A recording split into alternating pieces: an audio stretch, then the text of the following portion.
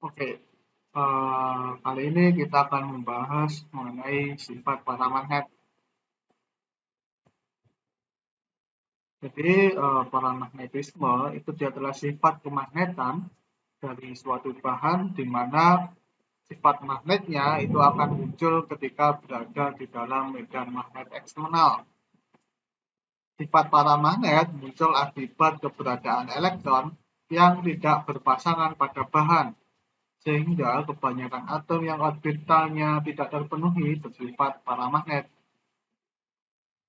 Elektron yang tidak berpasangan memiliki momen dipol magnet yang diakibatkan oleh spin elektron. Nah, ini kita pernah membahasnya di materi spin di uh, di bagian itu ya, bagian mekanika kuantum, dan bersifat seperti sebuah magnet kecil. Ketika berada pada medan magnet eksternal, medan magnet tersebut membuat arah spin sejajar dengan arah medan magnetnya, sehingga akan menimbulkan tarikan. Jadi yang awalnya eh, atom di dalam bahan itu dia yang memiliki elektron tidak berpasangan, itu dia akan spinnya itu mengarah sembarang acak seperti ini. Nah, ketika diberi medan magnet misalnya ke atas gitu kan, nah arah dari spin ini dia akan sejajar dengan arah medan magnetnya, entah searah ataupun berlawanan arah, yang penting pasti sejajar. Jadi kita misalkan kita meninjau sebuah assembly yang merupakan bahan paramagnet, di mana di dalam bahan paramagnet tersebut terdapat kumpulan atom yang memiliki momen magnetik. Apabila assembly diberi medan magnet eksternal B sama dengan Bz, interaksi antara momen magnetik mu dengan medan magnet B akan memberikan energi sebesar E sama dengan minus mu dot B. Nah, momen magnetik atom pada bahan ketika diberi medan magnet eksternal dapat searah atau berlawanan arah medan magnet, sehingga untuk momen magnetik searah kita simbolkan dengan tanda plus, dan untuk momen magnetik yang berlawanan arah kita simbolkan dengan tanda minus. Sehingga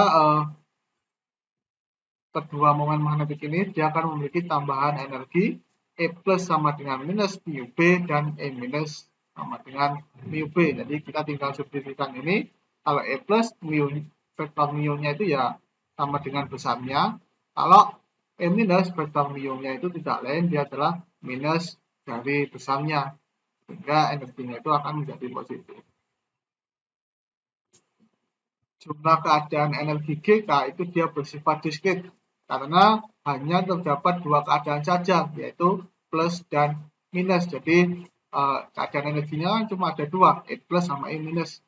Dengan demikian, jumlah sistem yang menempati keadaan energi tertentu yang sebelumnya kita dapatkan, yaitu distribusi sistem pada distribusi Maxwell-Boltzmann, distribusi klasik, yaitu NK sama dengan GK E pangkat minus alfa minus beta EK. Atau kita tuliskan sebuah konstanta, GK E pangkat minus alfa itu dia adalah sebuah konstanta, dikalikan E pangkat minus beta EK, di mana EK itu dia bisa plus atau minus, sehingga kita dapatkan N plus itu dia adalah jumlah sistem yang menempati keadaan energi E plus, yaitu dia adalah K kalikan E pangkat plus beta mu B, dan E minusnya itu dia adalah K kalikan E pangkat minus beta mu B. Nah, dengan demikian kita bisa mendapatkan probabilitas untuk menemukan sistem dengan arah tertentu, yaitu P plus misalkan, itu kan dia adalah jumlah sistem yang menempati keadaan E plus dibagi dengan jumlah sistem totalnya, yaitu N plus ditambah N minus. Jadi tidak lain adalah E pangkat beta mu B dibagi dengan beta mu B ditambah E pangkat minus beta mu B.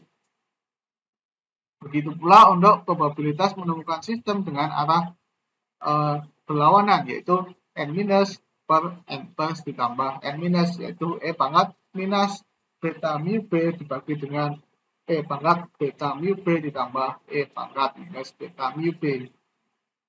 Nah, dengan demikian kita bisa menuliskan nilai rata-rata dari momen magnetik atau mu bar itu dia adalah perkalian dari mu plus dikalikan dengan T plus ditambah dengan perkalian mu minus dikalikan T plus T minus. Ini dia adalah perkalian antara momen magnetik dengan probabilitasnya. Tidak lain dia adalah mu E pangkat beta mu B per E pangkat beta mu B plus E pangkat minus beta mu B ditambah minus mu dikalikan E pangkat minus beta mu B dibagi dengan E pangkat beta mu B ditambah E pangkat minus beta mu B. Tidak lain sama dengan mu dikalikan E pangkat beta mu B minus E pangkat minus beta mu B per E pangkat beta mu B ditambah E pangkat minus beta mu B. Nah, hubungan ini mirip seperti fungsi tan hiperbolik, yaitu tan hiperbolik X sama dengan E pangkat X minus E pangkat minus X per E pangkat X plus E pangkat minus X. Sehingga ini menjadi tan hiperbolik mu B per KT, karena beta itu dia adalah seper KT. Nah, ketika kita tinjau plot tan hiperbolik S itu dia memiliki plot seperti ini. Jadi kita bisa menggambarkan sumbu Y-nya itu dia adalah mu bar dibagi dengan mu-nya, dan sumbu X-nya itu dia adalah mu B per KT. Nah, apabila di dalam assembly terdapat N besar atau magnetik persatuan volume, maka didefinisikan magnetisasi, yaitu rata-rata momen magnetik total persatuan volume. Jadi, N besar atau magnetisasi itu adalah N besar mu tan hiperbolik mu B per KT. Ini dia adalah rata-rata momen magnetiknya. Nah, ketika kita melihat plot dari momen magnetiknya, untuk nilai X, mutlak X itu kurang dari 1 yang sangat kecil di antara sini kan. Nah, di sini kelihatan bahwa tan hiperboliknya itu ya dia mendekati X itu, tan hiperbolik X itu dia mendekati X. Dengan demikian kita bisa simpulkan mu tan hiperbolik mu B per KT itu dia dapat didekati dengan mu kuadrat B per KT. Sehingga magnetisasinya menjadi N besar mu kuadrat B per KT. Nah, apabila kita definisikan suseptibilitas magnet, yaitu C sama dengan N besar mu kuadrat per KT, maka magnetisasinya itu menjadi suseptibilitas C dikalikan dengan B. Nah, rumusan ini disebut sebagai hukum Curie.